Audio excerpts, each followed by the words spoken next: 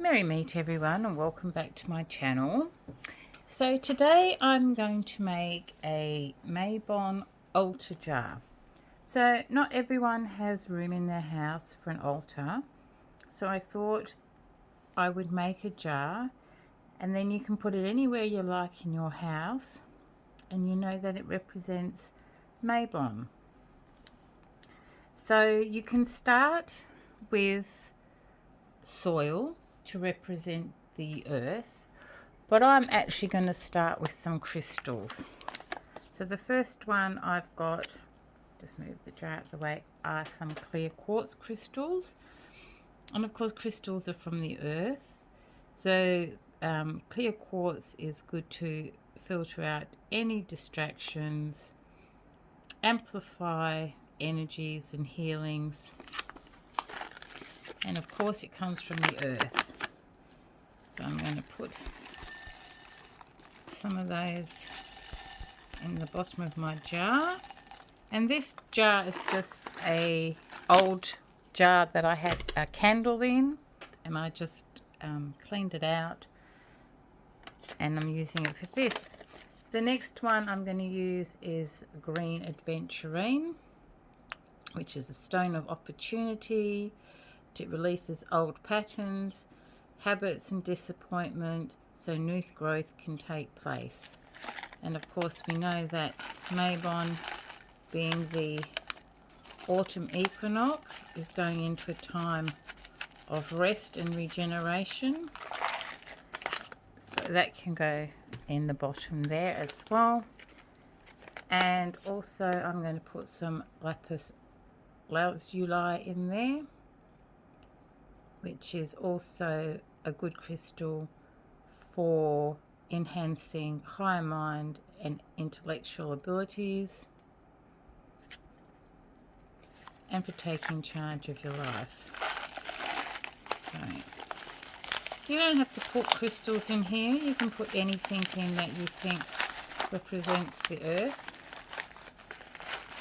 I just like to put crystals in rather than soil.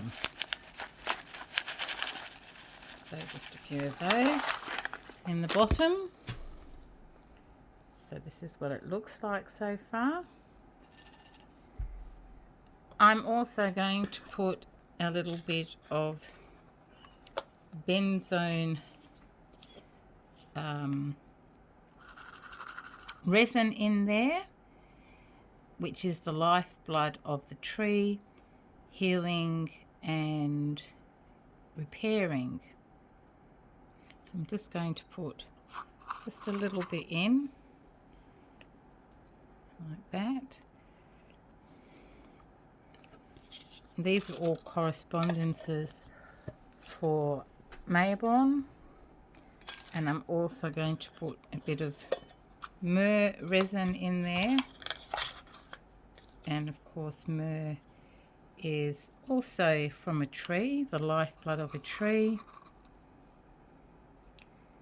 and it's connected with our higher self, bringing balance and protection. Oh, and I got a bit of something in there that I don't want, so I'll just take my little tweezers and take that bit of paper out. So that's my bottom, that represents for me the earth. So the next thing I'm going to do is put some herbs in. So we have some cleavers, which I've never heard of, but this was in my box. So this is for protection. I've never heard of this one before. It smells quite nice. Oops, daisy, I don't want that much. I'm just going to sprinkle a bit of that in. And some wood betony, which is also for protection, purification and love.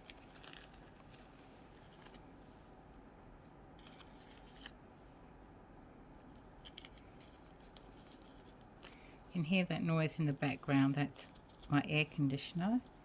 It's very hot and muggy today. And then I'm going to put some passion flower in there.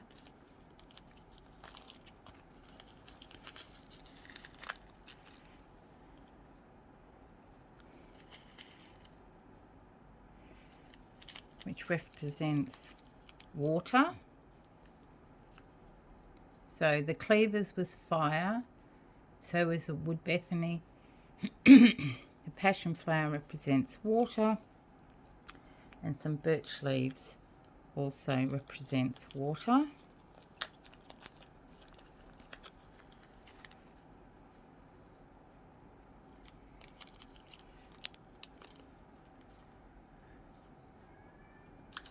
And then I'm going to put a little candle in here, which represents daylight. So I'm just going to stick him in the middle there. I'm not actually going to light this because I have things around and I don't want it to catch fire. So that's what it looks like so far. And then I'm going to put some juniper berries in, not many, and this also is represents fire.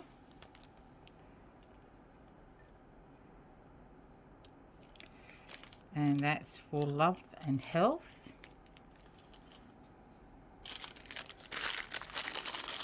And then I'm going to put a cinnamon stick in there.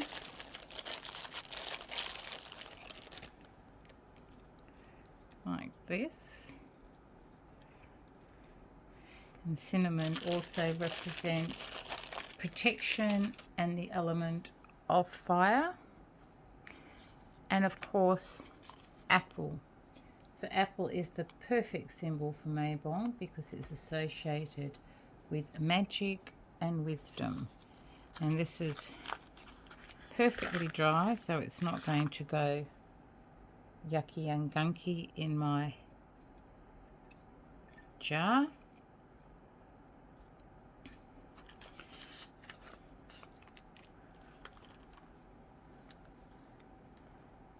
And then I'm just going to decorate it with, take my hair off, a nice everlasting flower there. You could decorate it with whatever you want. You could put some leaves in there, some acorns, or some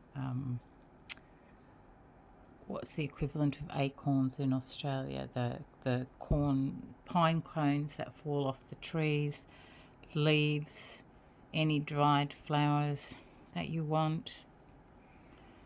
But yeah, that's just a small little Mabon jar that you can put anywhere in your house. This jar is probably too big to put all these things in.